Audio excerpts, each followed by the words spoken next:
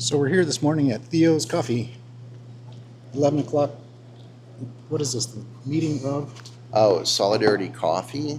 So it's basically what it is just a place for people to meet so that we're doing something besides just transactional unionism or transactional activism.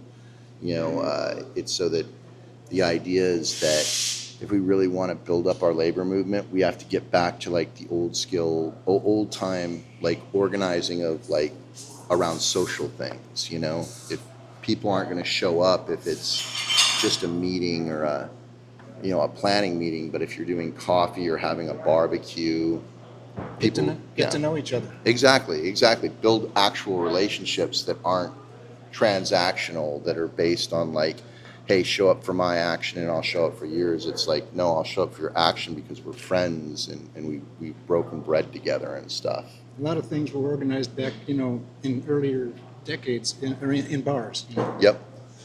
Oh yeah, my grandma, when I asked her, she said, oh yeah, people would organize at barn raisings, and she called and siftings, I think it was. It's where they would get together and they would sift the wheat or the grain.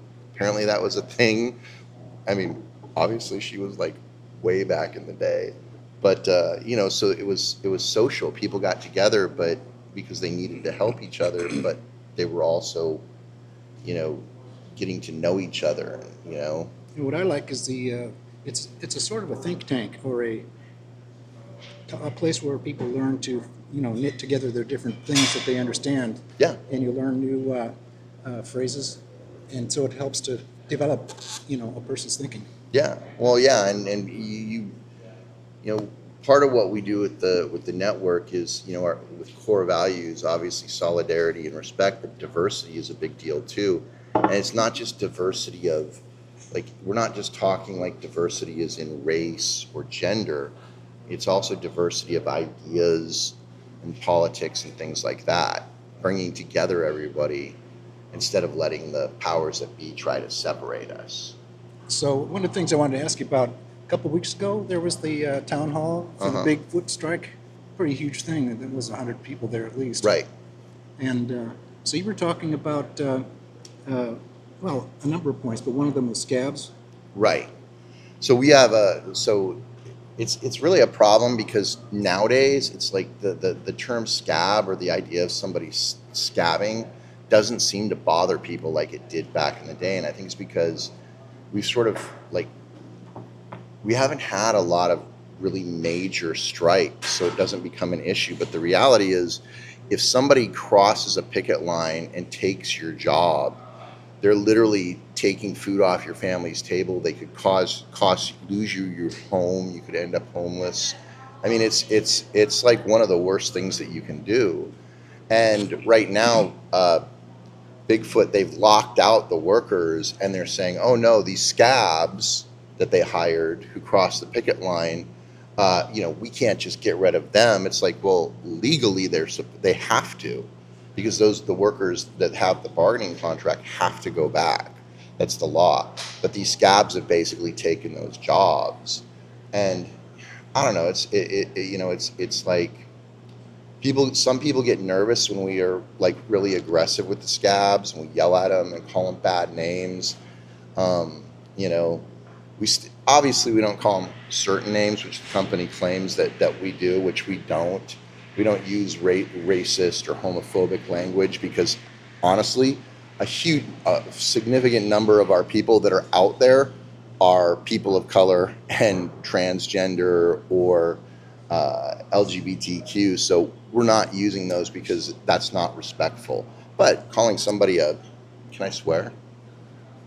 No. Calling somebody a POS or something like that, or a scumbag and stuff, like, yeah, I mean, you need to let people know that it's not appropriate. Yeah, that's just American basic language. I don't know why it's unfavored on broadcast, but well, and the idea is to make them not just uncomfortable, but honestly to make them not be able to do the job. We need to stand up for workers and for each other. And people who support scabs or say, well, they just have to feed their family. It's like, Does that mean that you would let somebody come in your house and take all your food so you couldn't feed your kids? I mean, no, you wouldn't. And then what about the people who cross the picket line and don't participate in the strike, the existing employees? No, that's a special kind of. Yeah, it's a special kind of scab. I mean, somebody who's a friend of yours, but then they literally stab you in the back and go back to work. And the problem is very often, even the workers are like hesitant to be like, to be honest with you, I was a kind of shocked that the workers, the Teamster workers that were on strike, were being so nice to their fellow workers who turned on them and scabbed and crossed the picket line. Because to me, they'd be dead to me. I would that relationship, that friendship would be over. I can tolerate people having different political ideologies than me. I mean, I welcome that. I have lots of friends that I don't agree with on a lot of things. But if somebody stabs you in the back and puts your family and your home at risk, that's not a friend. But it's so hard for us as, everybody wants to get along and people don't really want conflict. I mean, we want to get along and have good relationships. I mean, the issue is they already had a pension plan, isn't that it? Mm-hmm. And so what the strike is about is the owners want to take away your defined benefit plan. Well, it's even more than that. So that's the pension plan, the owners and the lawyers that they've hired know that the pension is a red line in the sand for the Teamsters. The whole point that they attacked the pension was so they could force them out on strike. This is what we believe. And then eventually, and basically bust the union. So what they're doing is they're using the pension as a tool to try to get rid of the union. They did that with the Melita strike. They did it with the Western strike. They did it with the Coors strike. It goes all the way back to the 70s with the Coors strike in that industry. I remember that. Yep. And so the real goal, we believe, is that they want to get rid of that union, get rid of the union at Bigfoot. I was a Coors drinker, and then I quit during that strike. Yeah. And I never went back. Yep. Yeah. One of our board members, Tizak, his mentor worked on that strike, and he's done a lot of work to preserve the history of that strike. So let's take this back a little more. What we're dealing with is global capitalism and colonialism. And so I have been indoctrinated, or at least they tried to indoctrinate my whole life, against any sort of leftist thought. Right. But the most fundamental ask that we want to move to the left is worker ownership in one form or another, and worker control of enterprise and the means of production. Right. That's a fundamental thing that we're looking for. I don't care if they're Marxist or whatever. And so the labor movement is that. It's a movement for the workers to have some semblance of control and ownership of their enterprise. Yeah. I mean, that's the thing is that, I would say we've gone even beyond capitalism in America, and we've gone straight into fascism. Like the ideas that people had of like Main Street capitalism, right, with the small business and fair markets and innovation, like that's all gone out the window. I mean, that doesn't even exist anymore. It's monopoly now. I mean, grew up liking the idea of small business, like capitalism, and maybe that was more of a, maybe that really didn't exist. It was sort of a romanticized version that they taught us, but that's what I grew up on. That is not what we have. And the idea is that type of fair market capitalism, the Main Street capitalism, doesn't work without the workers. Like a lot of like these fascists and billionaires will be like, well, I'm the one who puts up the capital. I'm the one putting up the risk. Well, you're not really putting up any more risk than the worker who, if the company closes down, they lose their job. The worker doesn't want the company to close down, but they do want, they want a fair wage for their labor. They want to have a decent standard of living, and they should be they're entitled.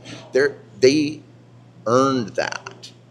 They earned it with their labor. They earn it. And this idea of like billionaires is, I have no problem with people being rich, but when you're rich enough to buy countries, like there's something seriously wrong, especially when the people in the country you're buying, you've got people living on the streets. That tells you right now there that the system that we have isn't working. And I think even people on the right and the left all see that. So, what the problem that, as Michael Hudson describes it, there's an economic surplus in any business that's viable, of course. And so the question is, to whom will that economic surplus, go? Mm-hmm. And I was a CPA for 25 years, and I did taxes for many, many individuals and small businesses. Small businesses are basically living on the edge of the economy, Mm-hmm. and they have there is no profit margin. Any business that has a profit margin gets consolidated in like Starbucks, for example. Right. So everybody else is just serving coffee to people who have money, who actually have jobs, and Yep. and so most of them go out of business. Everyone knows this. So that's my statement on small business. But the economic surplus of the global corporations is astronomical. Yeah. It's like $3 trillion per year of profit margin just in U.S. companies. Yeah. So that's more than the Social Security, Medicare, and defense budget put together. That's Yep. that's the profit margin. And the justification that they use for these gigantic profits is that in a capitalist economy, in a free market economy, that it's necessary to guide investment and business decisions. So, like, we need billionaires, we have to pay billionaires $3 trillion a year to tell us how to run our businesses. If you go into any large corporation, the company is run by its workforce. Right. It's run by teams, Right. work teams and units in the company. And they don't have to exchange money with each other to figure Right. out how to run their company. So the whole thing is just a complete fraud. Oh, it is. I mean, it used to be they said, it stimulates innovation. They don't say that anymore. And why? Because you don't see innovation in like these big corporations. They actually crush innovation because that would be a threat to their profits. So this idea that like big corporations like Amazon or Comcast, any of Verizon, they don't want innovation. They don't want competition. They want to lock down the markets, get as close to having a monopoly as they can. Use it as a cash cow. That's all they Yeah. want. And Like, they how don't- much innovation do we get from the Bell companies? Right. None. Right. And they're still out there with the copper lines. It's so ridiculous that we still have CenturyLink and the other remnants of the Bell telephone system with no innovation Yeah. at all. In a fascist country, which is what we are now, we're not even a capitalist country. You don't want innovation. You want control. And the other thing is, like, if you go to a store, like, just go to the Dollar Tree. My brother works at a Dollar Tree, and he's like, the company doesn't even put, like, they won't even, they have one register going at any given time, and the company won't do two registers because they don't care about the customers, because the idea of the customer is always right. That's not real anymore. They know that those customers are low wage or are probably poor people, and they're locked in. If you lock in the customers and they have nowhere else to go, then you can treat them as crappy as you want. So anytime you're standing in a line or you get bad service at a restaurant or something, especially one of the big chains like McDonald's or Burger King. Or Walmart. Yeah, or Walmart. And Target. It's probably because they are short-staffed and they're making, they're short staffing intentionally. They're not providing the workers with the resources they need to do the job. And they're treating them like they intentionally treat them like badly. I think, who was the guy? Alan Greenspan was the head of the Reserve. Federal Reserve. And back in the 80s, he wrote a paper. I remember reading this. And there was a paragraph in the paper where he talked about worker insecurity. And he basically said that the idea is that companies and corporations need to keep their workers in a state of constant fear and insecurity. He said if they do that, it's really good for business because they're less likely to form unions, they're less likely to ask for wages. They don't quit. Yep, because they're afraid. He said, however, he also said in the next paragraph, that's good for business, but it's not a sustainable economic model. Even he recognized that if you treat workers bad enough, you can't sustain that. And he's like an evil dude. Like, he is a horrible, horrible person. So even like But I want to go back to Yeah. what is the state of unions in the private sector? Is there any hope? I mean, I think, okay, so I think there is but I think it's the problem we have is that we have this business unionism, right? It's like, it's basically they all run like corporations, top down. The workers aren't really, the union members don't really have a lot of say often. And I know that's very critical, and a lot of people say you shouldn't be critical of the labor movement, but I'm like, we have to be critical of our leadership. There's a reason that we're at 86% of Americans are favorable toward unions, would like a union, but we have less than 10% union membership. That's a failure of leadership. So I think the hope comes, and this is the sad thing, is we reached a point where this new generation coming up, right? The kids that are like 16, 17, 18 years old now are entering a business, entering a system where there is no longer an 8-hour workday or a 40-hour work week.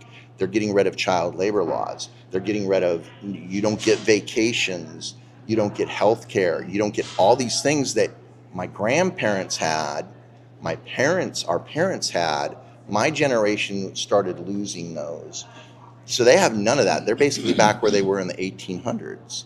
And so they're going to have no choice but to start up their own labor movement. They're going to have a challenge because of the surveillance state and stuff is way harder back in them than it was in the 1900s. But I think that they're not going to have a choice, and I think we'll see a resurgence. Will we see an increased consciousness among labor of their actual affinity for more hard left socialist groups like the Party for Socialism and Liberation and the doctrines that they're trying to raise? We can.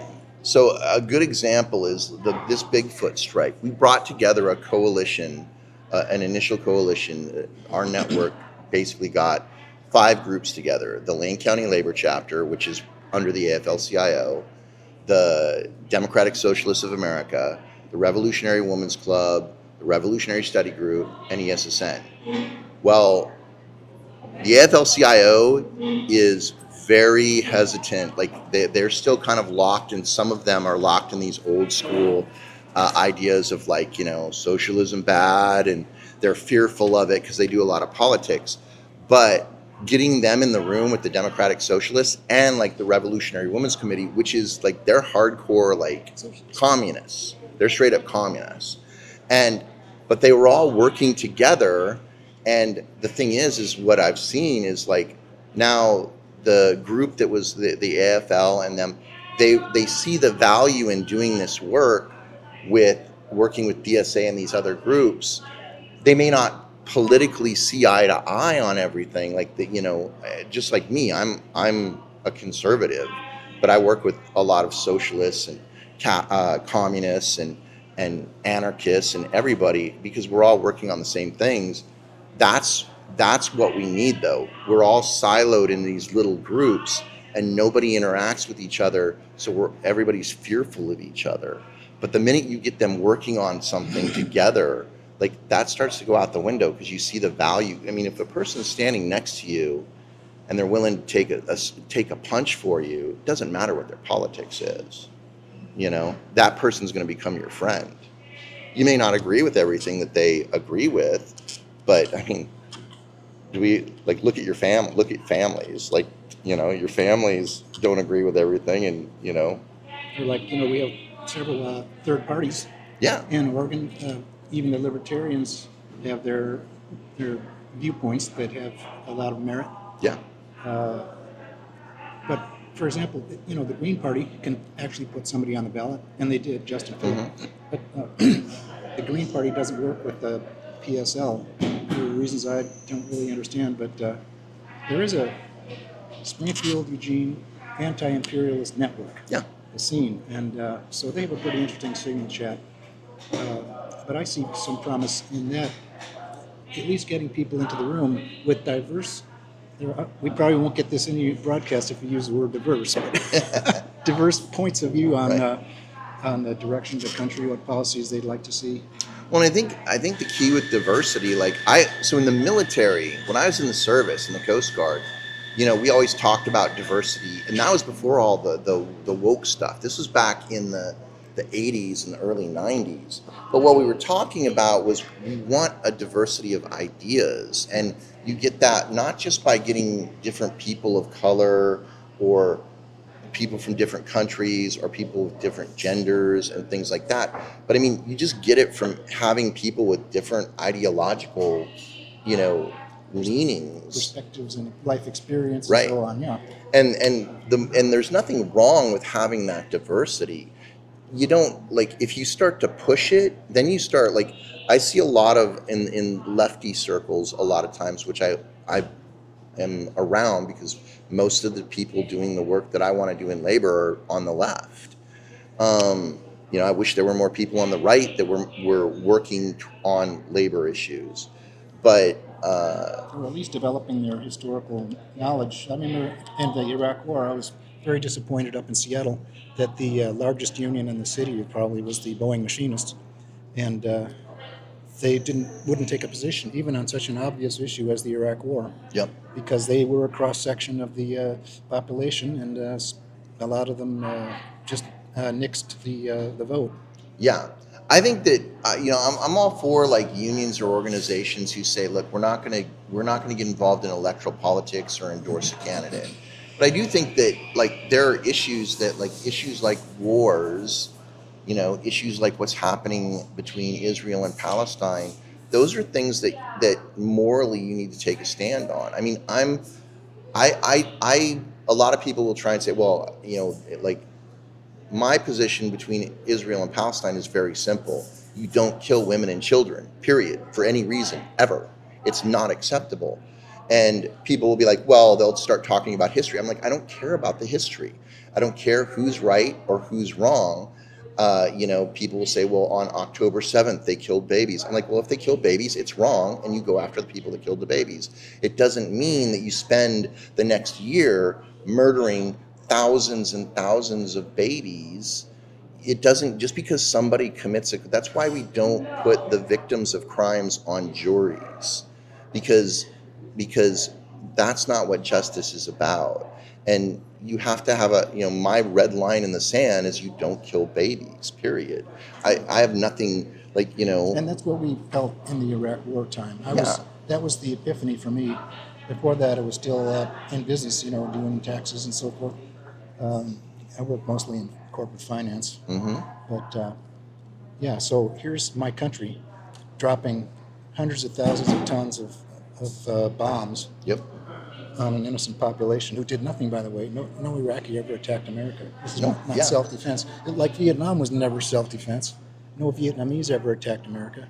Then we went ahead and did it again in the Iran-Iraq War and the Korean War. Yep. No Koreans ever attacked America. Hey, did any Iranians ever attack America? Right. There may have been a terrorist attack in 1979. Was that our plane? But that's an individual action. That's not a state action. Yep.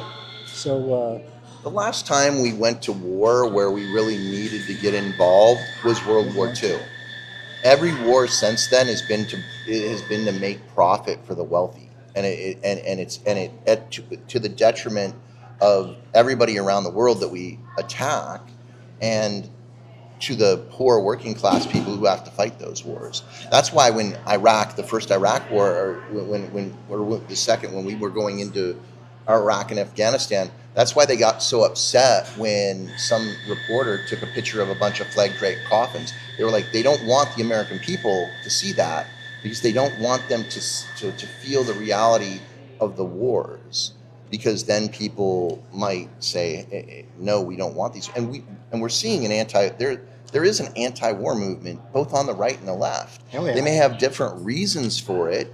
On the right, a lot of times it's like, we don't want to pay for these foreign wars, but hey, if we ain't paying for them, there's no war. I'm cool with that. I don't care what the reasons are for not wanting to kill people. So, in my opinion, it was the anti-war sentiment in the U.S. that stopped John Kerry from winning. Unbelievably, George W. Bush won a second term. Mm-hmm. Well, that's because the Democrats keep dishing up these pro-war candidates.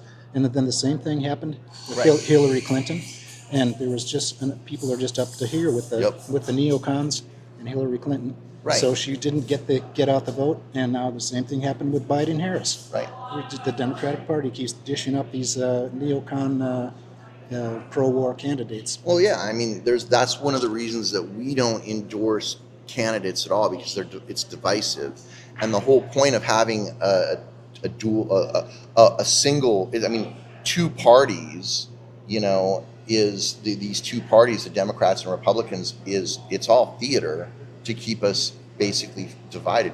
If we could convince our fellow workers and neighbors and stuff that spend all their money and all their time on political campaigns to organize within their communities on things that matter in their community, instead of trying to get somebody elected president, we'd see a huge, like, our world would be much better.